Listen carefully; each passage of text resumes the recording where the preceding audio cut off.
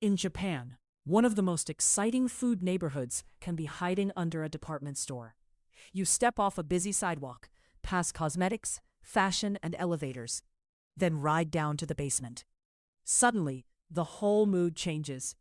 The air smells like grilled fish, butter, soy sauce, fresh bread, and expensive fruit. Glass cases shine like jewelry counters. Staff arrange tiny cakes with tweezers. Office workers compare bento boxes. Travelers stare at shelves of sweets they have never seen before. This is Depachika, and for many visitors, it becomes one of the most memorable food stops in Japan. The word Depachika is simple. Depa comes from department store, and chika means underground or basement. Put together, it means the basement food floor of a department store. You can find them in big cities like Tokyo, Osaka, Kyoto, Fukuoka, and Sapporo, especially around major stations and shopping districts. They are not quite supermarkets, not quite restaurants, and not quite luxury boutiques. They are a mix of all three: a practical place to buy dinner, a showcase for seasonal food, and a stage where presentation is part of the experience. The first thing to understand is that Depachika are built for everyday life. Many Japanese department stores sit near railway stations, so the basement is a natural place for commuters to pass through on the way home. After work, people can pick up a bento, fried cutlets, sushi rolls, salad, simmered vegetables, dumplings, or a small dessert without cooking from scratch. The food is usually prepared for takeaway, not for sitting down, although some larger stores may have small eat-in areas or nearby dining floors. For travelers staying in a hotel, this can be a surprisingly easy dinner solution. High quality, no reservation, and plenty of choices in one place. But Depachika are not only about convenience. They are also one of the best places to see Japan's gift culture in action. Many counters sell beautifully packaged sweets, rice crackers, tea, fruit jellies, cakes, and seasonal boxes. In Japan, food gifts are common when visiting someone, returning from a trip, or thanking a host. The idea of omiyage, or souvenirs to share, is especially important. That is why packaging matters so much. Boxes are often neat, elegant, and easy to carry. Staff may wrap purchases carefully, add a paper bag, and sometimes include small seasonal details. The food is meant to taste good, but it is also meant to arrive well. A good Depachika can also feel like a map of Japan. You may see products from Hokkaido, citrus from Western Japan, Kyoto-style sweets, Kyushu-style snacks, or limited-time counters from other regions. Department stores often host rotating food events, so a basement in Tokyo might briefly feature ramen, seafood, sweets, or local specialties from faraway prefectures.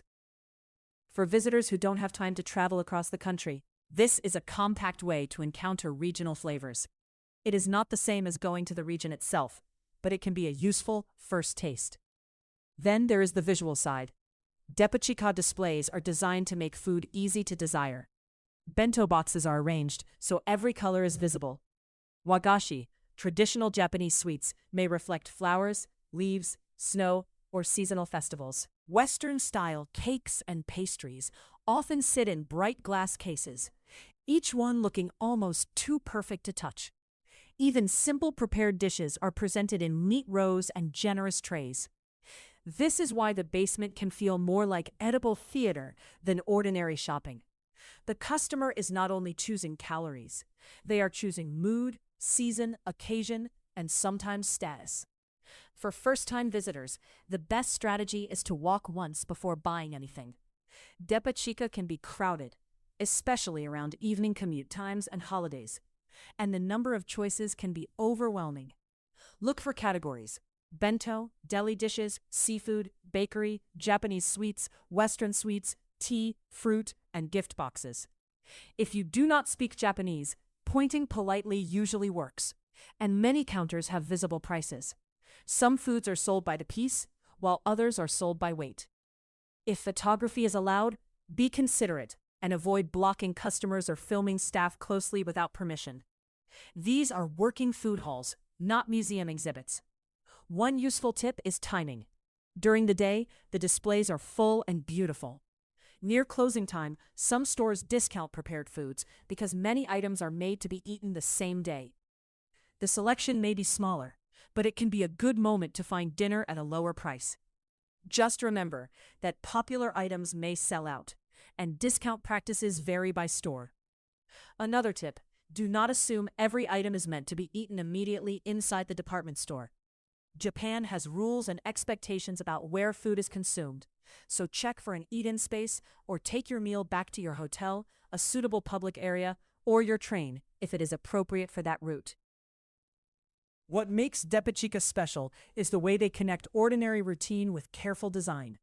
A commuter buying dinner, a grandparent choosing a gift, a tourist looking for a regional sweet, and a chef-like staff member arranging a display can all share the same basement. It's fast, but not careless.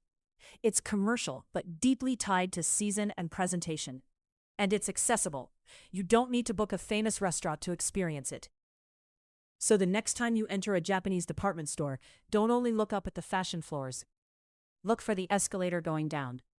Beneath the street, you may find one of Japan's most delicious everyday stages, a food city in miniature, built for dinner, gifts, travel, and temptation.